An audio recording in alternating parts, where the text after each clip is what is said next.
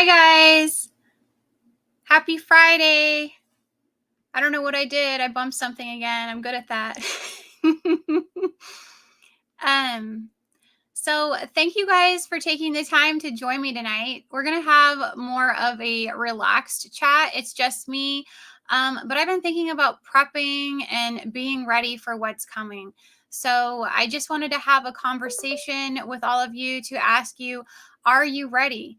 Do you feel like you're ready for what's coming? Are you prepped to handle a recession that could turn into a depression?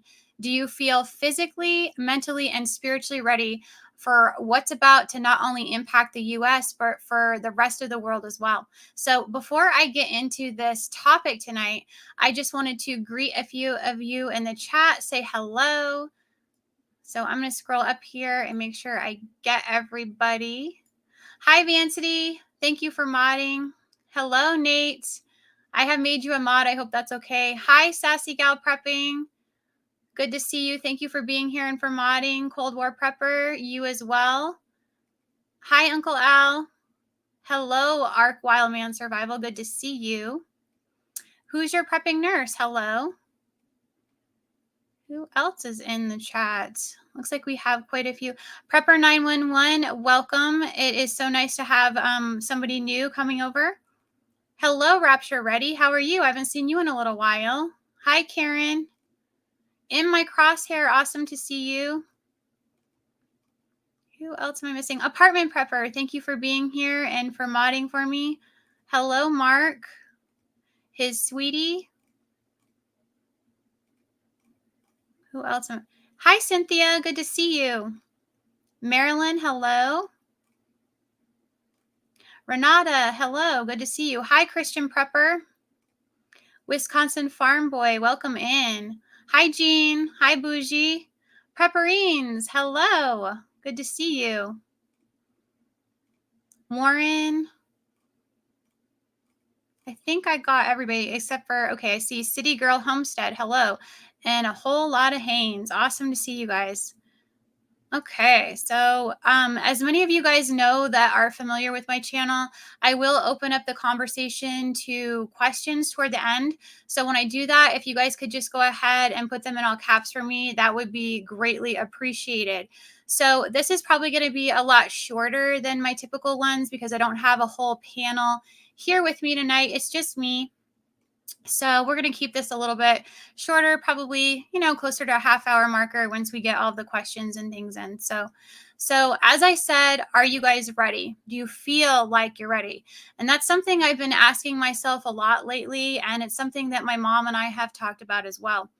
Because I feel like with prepping, there's always an element of you're never going to feel like you have enough, even if you have years worth of food and other supplies.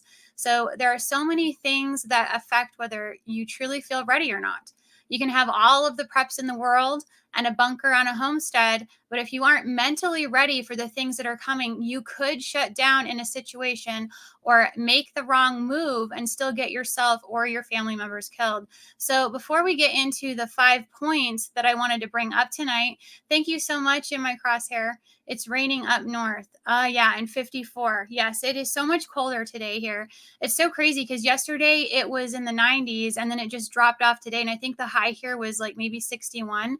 And tomorrow it's only supposed to be 55. So just crazy how cold it got out of nowhere. So anyway, so before I get into the 5 points that I wanted to bring up tonight, I did want to touch on the spiritual and mental preparedness. So I think our spiritual life directly impacts our mental preparedness. The Bible tells us in Proverbs 23:7, for as he thinks in his heart, so is he. So if we think that we're weak, or we think we're going to die, or we can't do something, then that is how we will behave. And behavior is linked to our mental state. So prayer and staying in the word help us build up that mental preparedness.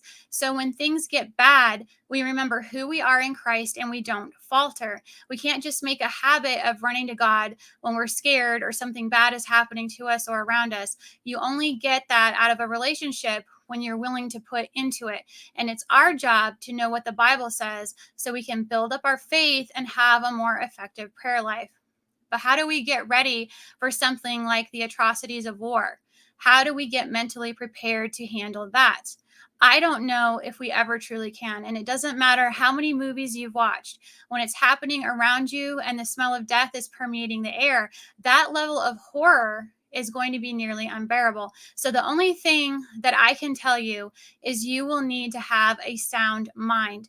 And the Bible tells us, for God has not given us a spirit of fear, but of power and of love and of a sound mind. 2 Timothy 1:7. And that is one of my favorite scriptures. So you will hear me quote that one quite a bit. So a sound mind means that you are stable, you are sane, you will not falter in your thinking. It is a healthy and rational mind. We are going to have to be as clear in our thinking as possible, because the tiniest mistake could get us killed in a full-blown shtf. We will not be able to rethink or second guess ourselves in those types of situations. So a double-minded man is unstable in all of his ways, James 1:8. So if you decide to do one thing and then at the last second you do something different, it could mean the difference between life or death for you or a family member. Being unstable in all of your ways is a very bad thing. That means you can't be trusted to lead anyone else if you can't make good, sound decisions for your own life.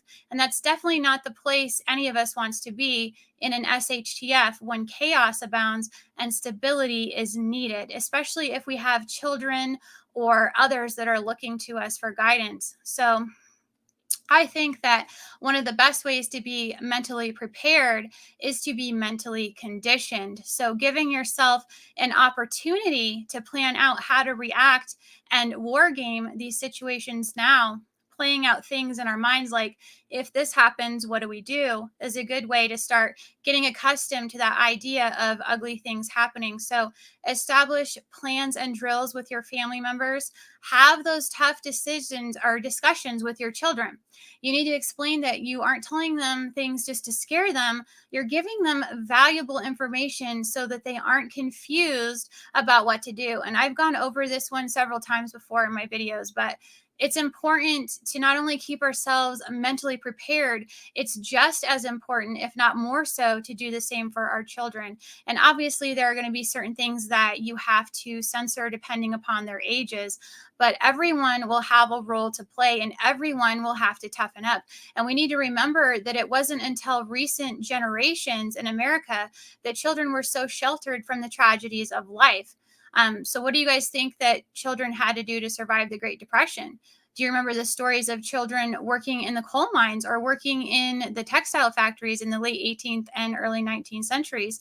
In many countries, children are still used for labor. And while I do not advocate having children work like slaves, I don't think that we've done them any favors by sheltering them to the extent we have in our country and not teaching them the importance of hard work, physical labor, or survival skills. So, some things I wanted to bring up about preparedness, really, there are 5 points.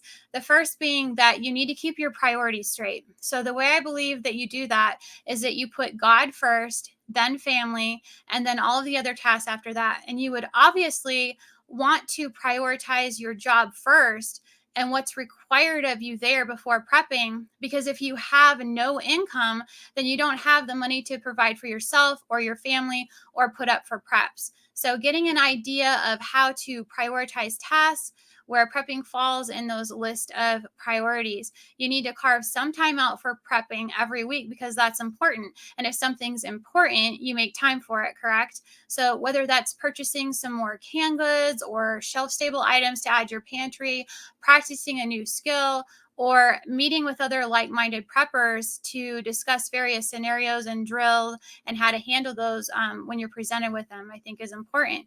So we need to be honest with ourselves about what we want to get out of prepping and how much we value it on our list of priorities. So, do we really see these train wreck scenarios coming at us full steam ahead, or do we think that this stuff is overblown? And I think that's one of the biggest questions that you have to ask yourself when you're prepping, because it's going to determine how motivated you are in the first place to keep up with it, right? So, the other part of this is holding ourselves accountable. We're in charge of the decisions that we make and the time and effort that we put into something. So if we don't feel like we're hitting all of those goals, we need to do a deep dive into that and ask ourselves why that is. Is it because we're making excuses as to why we can't do it and get ready for it rather than getting real about what we can do? Now, as I've said before, there are obviously some monetary and physical limitations that impair certain people's abilities to prepare. But overall, we are in charge of what we spend time watching, listening to, meditating on, and carving out time for.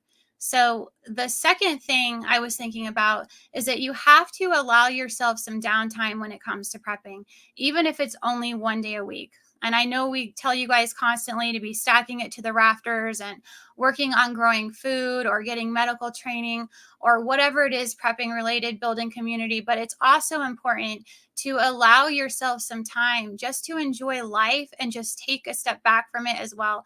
And everything in life requires balance in order for it to continue working, right?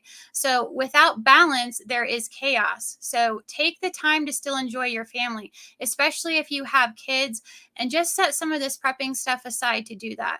Step away from the news and the doom and gloom for a few minutes to be thankful and grateful for what you have and to enjoy the journey, because prepping is a journey and so is life, and it takes time to get there. Like I said, you're always going to feel like you can do more, whether it's learn more or obtain more things, and you need to take time to live in the moment as well. We only get one shot at this life, and so we need to take the time to tell God how thankful we are for it and to spend time with our loved ones and friends so that they know we still value them as well, right?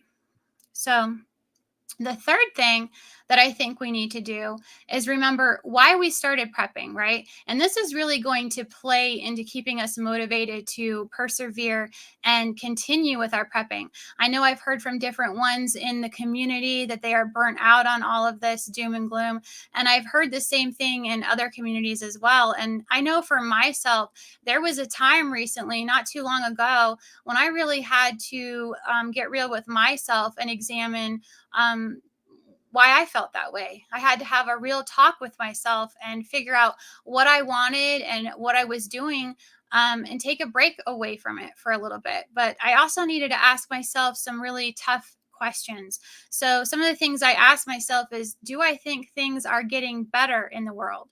Do I think the economic situation is improving? Do I think the global conflict situation is getting better? Do I feel like our global food supply is in a good place?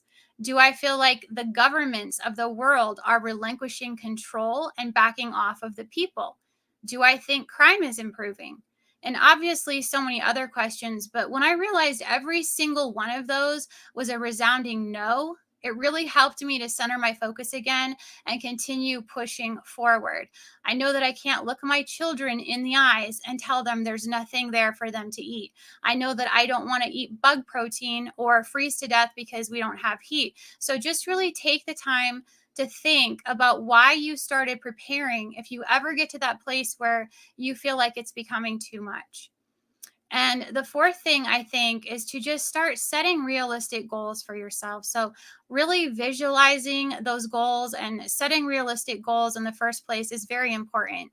So, if you need to just take out a piece of paper and write them out, then do that. And there's actually a scripture in Habakkuk 2, verses 2 to 3, that talks about writing down the vision and making it plain so that though it tarries, it will not tarry forever. If you believe it's going to happen, that it will manifest in your life. Now, that's just me paraphrasing it there, but that's actually so true and pertinent to our lives. We have to stand on God's promises and line up our goals according to his word, but we have to take the steps towards making those things happen too.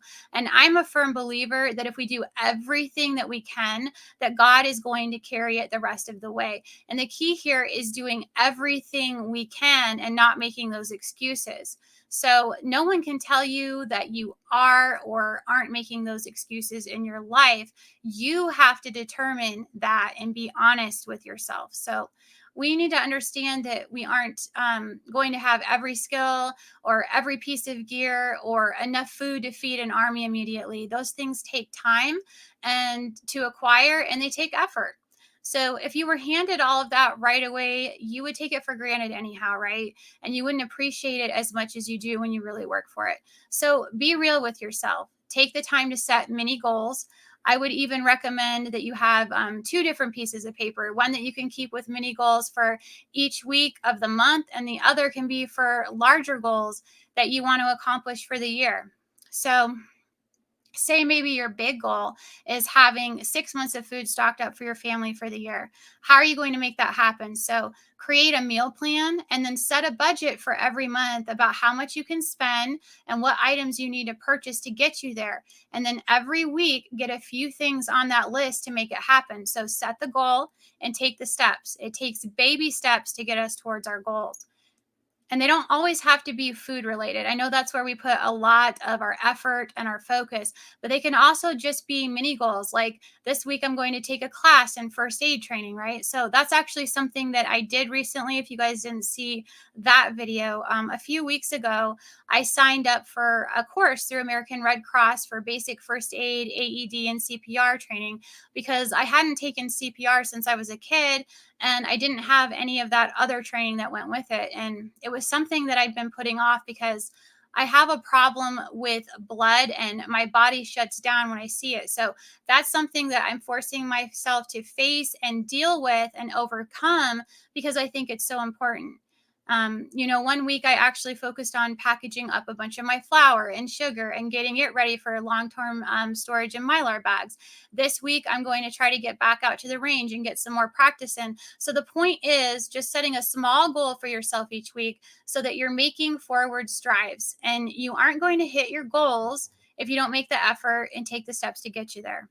So, the last thing that I wanted to bring up is that it's okay if you haven't perfected every skill that's out there. And anyone who knows me and knows my channel understands that while I promote learning skills, I also think that that has to be taken with a grain of salt. And we aren't naturally more gifted. We are naturally more gifted and talented in certain areas. And we're not all born with the desire to even want to learn to do certain things. So I think it's important that we spend time perfecting the skills that we're really good at and the areas that we're most talented in, and then just learn the basics of those other skills, right? So, yes, I think that you need to know how to care for and dress a wound. Yes, you need to know how to perform CPR, but that isn't going to make you a medic or a licensed professional. It is, however, going to level the playing field and give that person that's injured, whether it's a family member or a friend or just a stranger on the side of the road, more of a fighting chance in an emergency situation. And that's why I think it's so important to work on building a MAG and having a strong community of like minded preppers that can shore up some of those skills that you may not be as proficient at.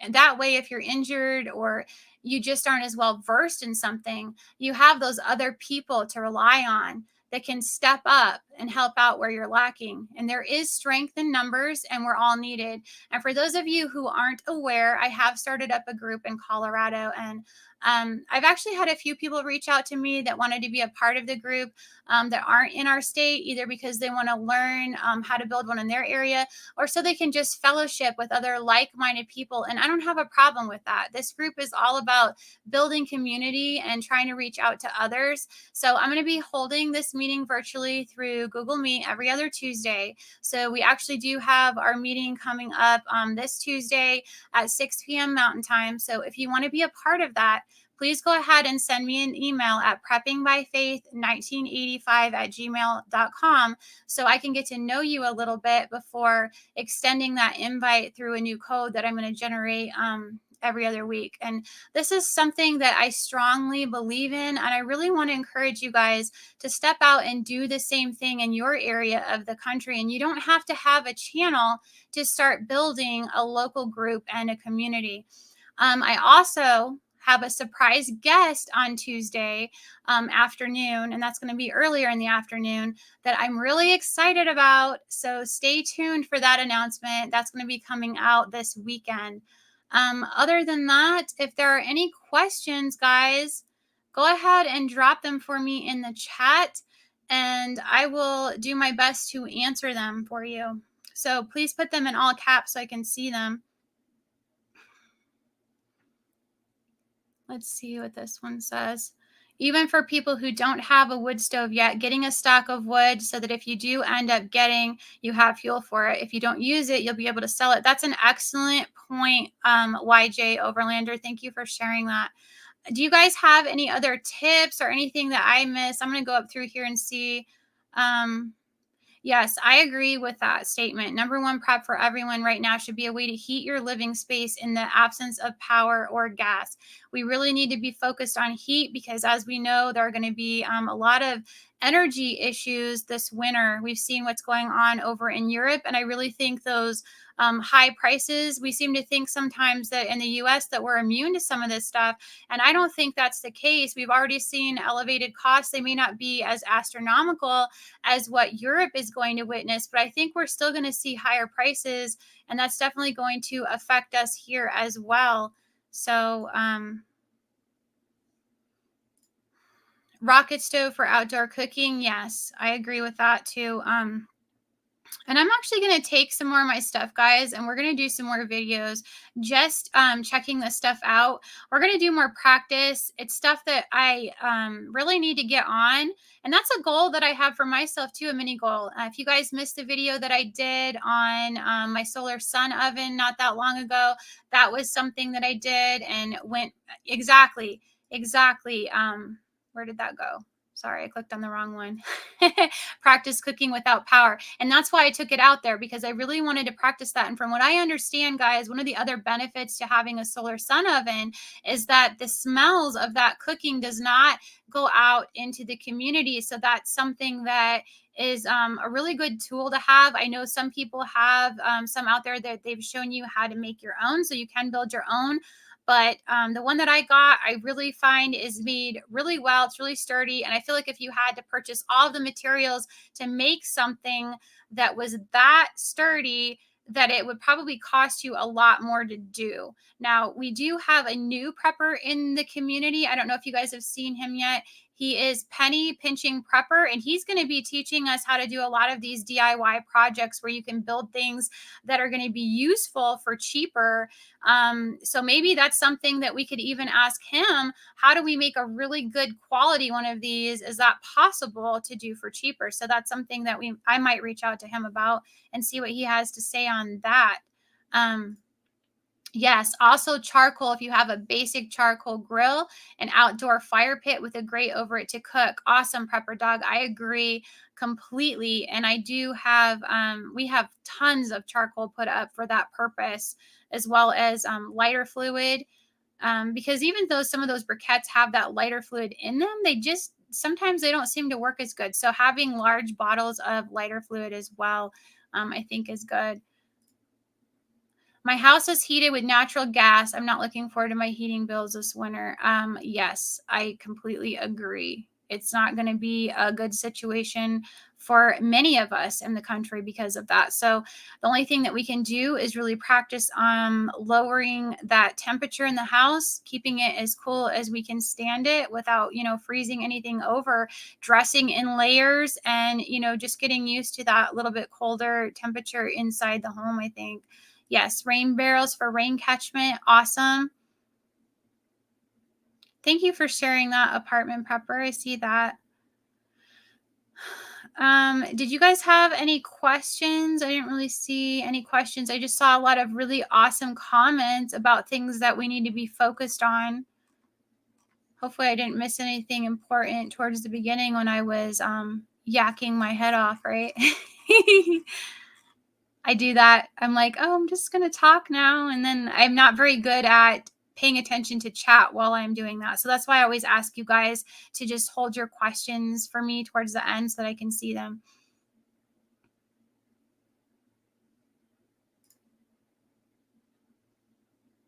What did I miss?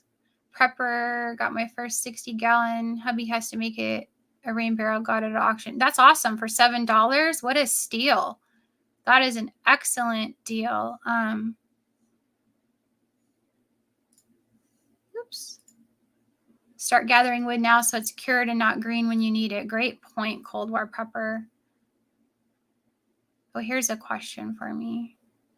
Yes, Kenny, get a chimney starter for your charcoal grill so you don't have to store a lot of, like, we do have one of those. That's something else that we have in our preps as well, and that's a great point. I do think it's a good idea to have some lighter fluid put up though, but yes, it would definitely help cut back on having to store a ton of that. Um, what is the biggest oversight you see people making in the lead up to winter? Um, the biggest oversight. That's a good question. I mean, I still feel like I know I keep talking about this, but I feel like water is just one of those things that everybody continues to overlook. And water is something that we're going to have in our preps, not only, stocked up on, but we're also going to have to know where to get it, having a quality source, having, all those backups that we need as far as purification and filters and all of that kind of thing. So, you know, water is critical. I do think there was something that I had mentioned on Vancity's live stream the other day, and I don't know if you guys have thought about this, but those of you that are doing all of your canning and your pressure canning and all of that sort of thing, and you have everything in these glass jars, you need to be mindful of the fact that if it gets really, really cold in your house, there is the possibility that those could either they're going to freeze and contract, and then as they thaw out, expand, and then those lids could get loose and that food could get damaged, or they could break, and then you would have this nasty mess and you would lose all that food. So maybe strategizing now how you can protect those jars and keep them, from the elements if it gets too cold in your home. And one of the things you can do is either take really old socks and slip them inside of there, or take a bunch of newspaper or paper, something, towels, put them inside of a cardboard box. You need something in there to keep them really warm so that they don't freeze and bust. That would be an ugly situation. You'd lose a lot of food. What is going on? A praise report, no breast cancer for the wife. Biopsy was negative. That is so amazing, Rapture Ready. God is still on the throne. He is a miracle working God. He answers our prayers, and that is awesome. Thank you so much for sharing that with us. I did not even know about that, but that is an awesome testimony. So thank you very much. I missed something up here that Prepper Dog asked. What do you think is the next big shoe to fall? I feel like this energy crisis is going to be a huge thing this winter. I think that is what we're waiting on right now, that we're looking at, that's going to be really, really ugly. I also think that this inflation is not going to. It's not going to slow down. And as I said on Angry Prepper's live stream on Tuesday, a lot of this stuff that we're seeing with these droughts and these food issues and the crop losses from that is really going to start impacting us. And food prices are just not going to start going down. They're going to continue to rise because of all of these issues that we're having with these shortages in our crops and these crop failures. So that's going to be a huge, huge thing. And as I stated on there as well, the price of beef, I think, is going to go through the roof next year. So if you guys aren't prepping beef, really get on that one. I think they said Texas is down 50% of their cattle. I forget who else there was on there. There was a bunch of other states. I think Oregon was on the list. They were down 41%. And I don't remember. I think the other one may have been Nebraska, but they're really, beef is going to get hit hard. And I think that it's going to be harder to find next year. And I think the price is going to be really, really bad. So be pressure canning beef, picking up Keystone, whatever it is that you guys can get put up for beef. If you can afford another freezer and put some in there, I think that is a great thing to do. Yes, I think that's also a strong possibility as well, Linda T. So thank you for sharing that. 80/20 for 349 for 10-pound tubes. Yeah. Yeah, that's that's a good buy. So we need to be putting that up while we can, right? So winter rye seed tomorrow is a soil conditioner for next year. Fertilizer. Yes, fertilizer. Thank you for bringing that up. I really appreciate you mentioning that as well. I think fertilizer is going to be huge. And if you guys didn't know this, over in Europe, they have actually had to stop producing the fertilizer because of the natural gas crisis that we're seeing. So the fertilizer, they say, is already down 70%. So can you imagine what those crops are going to look like next year if they don't have the fertilizer to grow that food over in Europe? This energy crisis is really going to hit the world hard on so many different fronts. So that's a big, big deal. Yes, it is part of their plan. It most definitely is. I think that's it for certain. Great reset.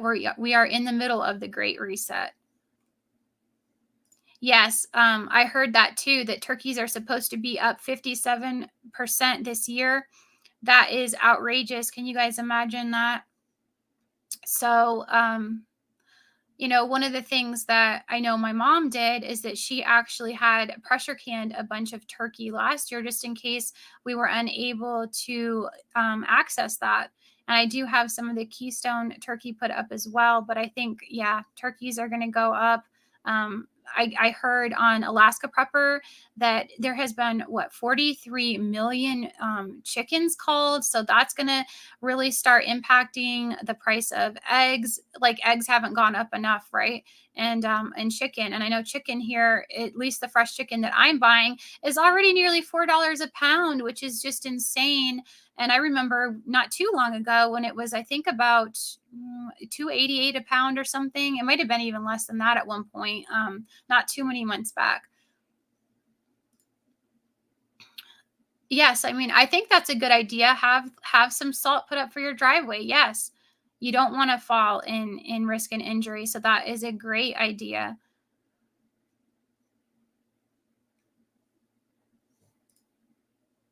Crime. Yes, I heard that, Karen. No more cash bailouts, including major crimes. And that is a huge, huge issue. That is so concerning for everybody there in Illinois. And what I'm worried about too is, when you see some of these states make these decisions, that usually ends up falling by the wayside in other states as well. You'll start seeing all these other states decide to do something similar. And so, if you guys don't have tools to defend yourself and you don't have anything to protect yourself, really start thinking about that and, prioritizing those things. I know some of you know this, but my husband recently went and got his concealed carry permit. And so every time, I don't really go out unless he's with me. We go out in a team of two. And so when we go out, he's with me, and we're packing heat because I don't know what's out there anymore. I don't care if you're in broad daylight. He was sharing with me something earlier today, and I don't know which state this was in, but some woman was just walking down the street, a young mother, and some guy beheaded her in broad daylight. These are the kind of things that are happening, guys. So we have to be able to protect ourselves. Um, that's very, very concerning. Yeah, I do agree with you on that, Rapture Ready. We do have to have a great collapse, but I think we're definitely in the steps headed toward this thing. If I had to explain this to you guys, I think we're taking steps toward both at the same moment, right? So we're headed toward this collapse. We're doing they want this whole build back better. So we are definitely in the throes of collapse, but that is actually a part of the Great Reset plan, if that makes sense.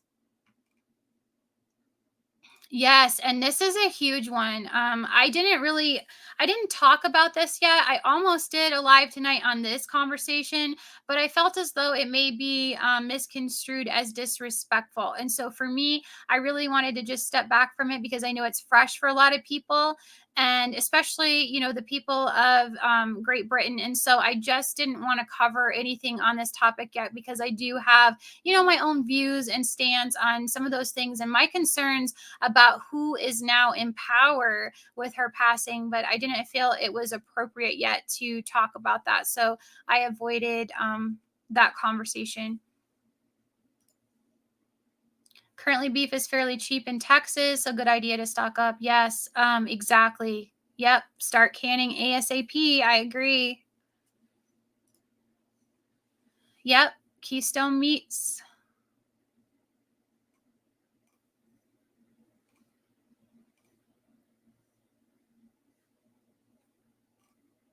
I don't know. I'm not trying to like not talk, guys. Sorry if I'm being quiet. I'm just trying to read the chat and figure out what is going on here. Is there anything else that you guys are focusing on that you feel like is thank you, apartment prepper. I couldn't remember where he told me that was. So it was in San Carlos, California. Thank you.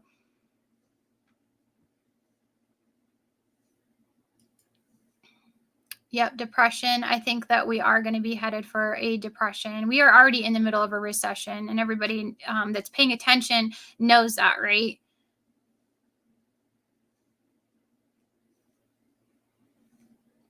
So, do you guys have any will the US get a new coinage? So, um several of the things that we've talked about in the past, at least on my channel, we've been talking about this whole CBDC. That is something that they are definitely working toward. I know for a fact that that is being heavily discussed. And some people are saying that it's going to be the very end of this year. Other things that I've heard recently is that it won't show up until mid next year. But CBDC is definitely on the way. And now, what that's going to look like, what that's going to entail, that is anyone's guess right now.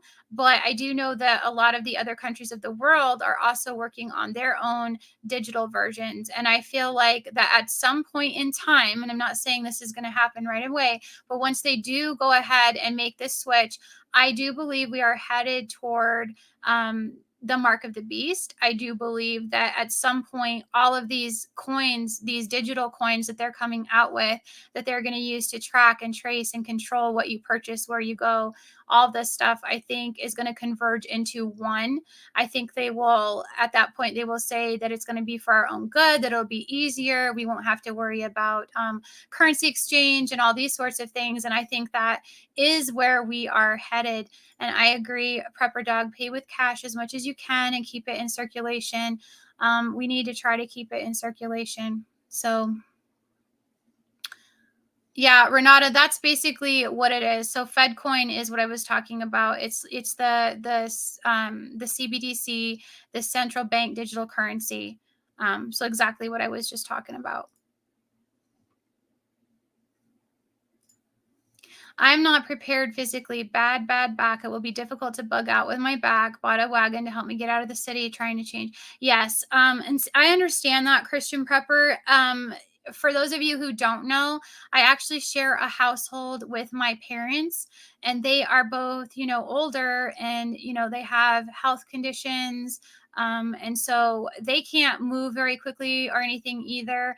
And so my thoughts on the whole bugging out, this is just something that I have thought about. I don't know how you guys view this, but I think in most circumstances, I think we talk a lot about bugging out on foot, like that's a done deal, like we have no choice, right? But in most situations, we are ahead of the game when it comes to prepping anyways, right? So we can read the tea leaves, as Prepper Now would say, we can see the signs, and we're going to have an opportunity to get out with our vehicles. So if you had an opportunity to take your vehicles, why would you leave them behind? So I think really, different things that we could get into, different situations as far as having to bug out would be, like a usually natural disasters. If you had like a wildfire approaching, or you had, some other kind of natural disaster that was headed your way, I feel like people need to take more time to strategize around prepping to bug out in your vehicle rather than always assuming that it's going to be on foot. And, there's a lot of us,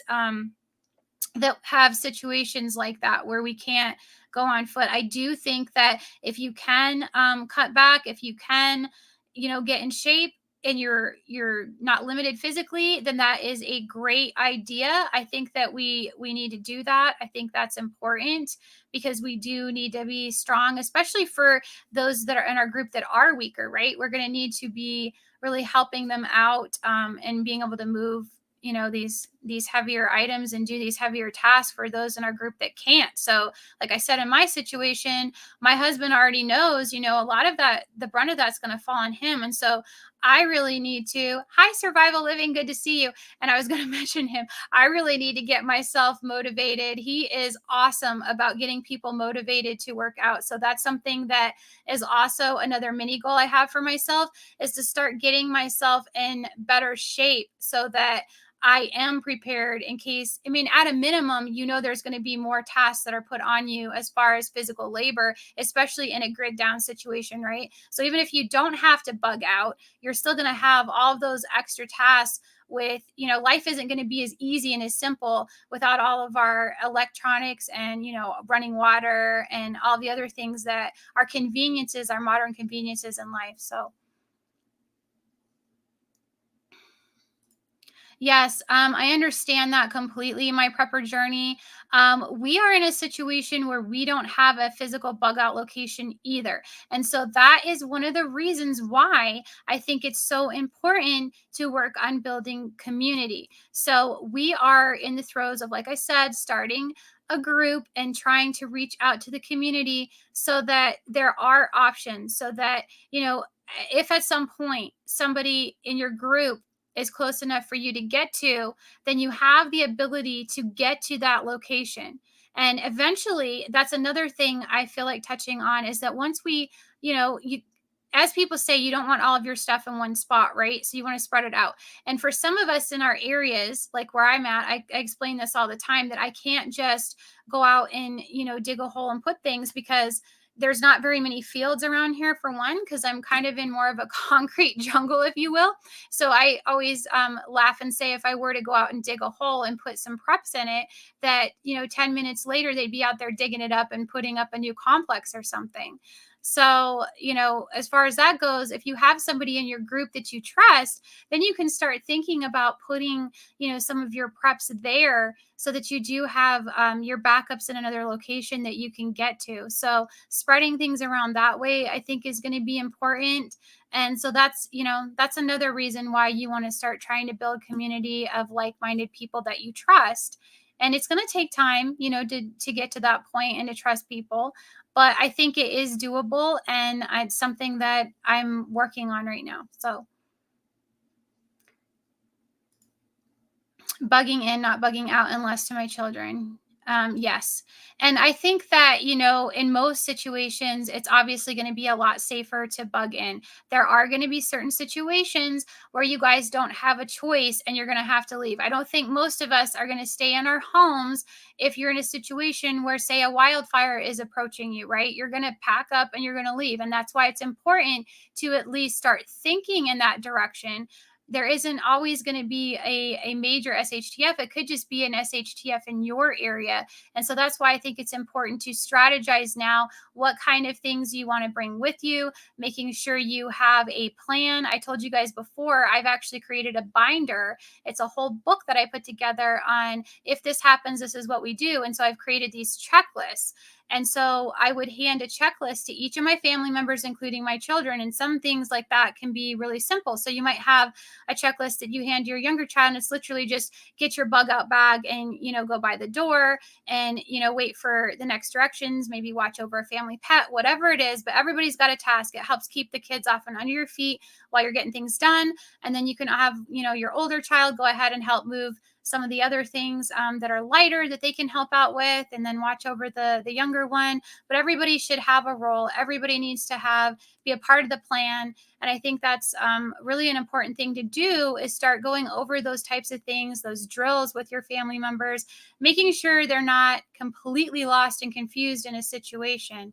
So, and that's, guys, I actually did make that available for everybody a while ago. So if that is something that you guys are interested in, just as a template, so that if you haven't started putting anything like that together and you're kind of at a loss as to how to do that, that is something that I made available a while ago. So you guys can download it for free. It's not something that I charge anybody for.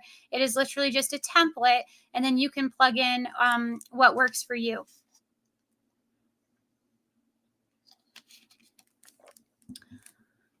So I'm sorry, apartment prepper, that you're having internet issues. I have had internet issues so often lately. It's ridiculous. And the Wi-Fi on my phone in my house, and you know this, whenever you try to call me, I like half the time I can't hear you or to drop the call. Are you guys having those kind of issues as well with your internet? It's gotten really bad. I actually had a lot of problems just trying to upload a video the other day too. Like everything was acting screwy. It was a mess. So I put a lot of edible plants in my yard this last spring. I went big on canna lilies, as you can cook the tuber like a potato. I bought a few camellia trees as well for my caffeine fix. Awesome. What an awesome idea. It sounds like you are learning a ton about what to plant and what to eat. And that's actually something that I definitely need to do more research on. So I think that is wonderful that you are taking those steps and doing those things to get ready and get prepared. Okay, online subscribers. So what I will do, guys, when we get off of here, I will go ahead and link that for you guys in the description box. I'll go over and find it and put it in there for you so that you guys can download that if you want to.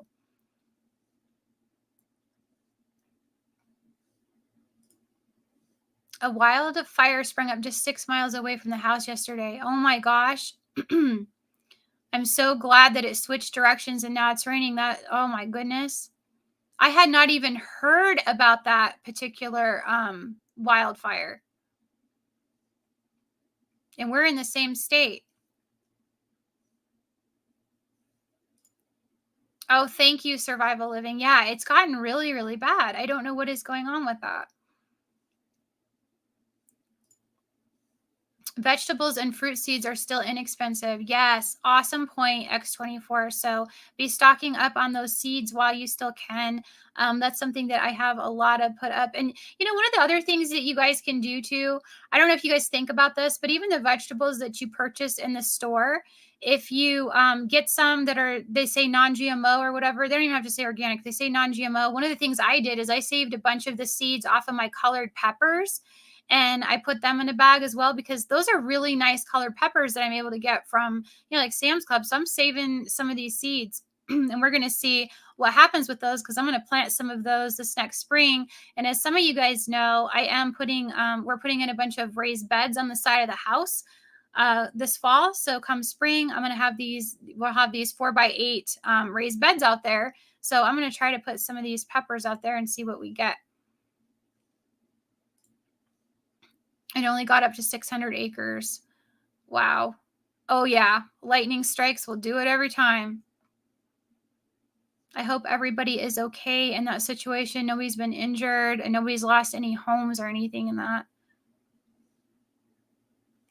All right, guys. I don't really see any other questions. I really, really appreciate all of you guys being here with me tonight. And like I said, I'm going to go ahead and wrap this up because we're already at 48 minutes of me just chit chatting away. So do you guys have anything else that you want to throw in there real quick? Any questions or anything, go ahead and pop that in the chat for me. But other than that, I think I'm going to go ahead and wrap this up for tonight.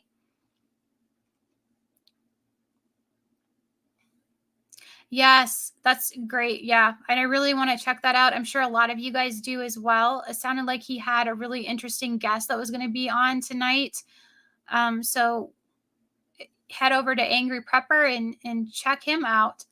So I appreciate each and every one of you guys being here with me tonight. I appreciate all of my wonderful subscribers, my wonderful mods that do such a fantastic job for me every time we do one of these. Like I said, I'm going to have a really special guest on Tuesday that I'm excited to share with all of you guys. I think you guys are going to be surprised as to who it is. So I'm going to be revealing that this weekend. And the last thing I want to do is just share a scripture with you. You know that I always do this. So we're going to go ahead and share this scripture really quick. Rejoice in hope, be patient in tribulation, be constant in prayer. Romans 12:12.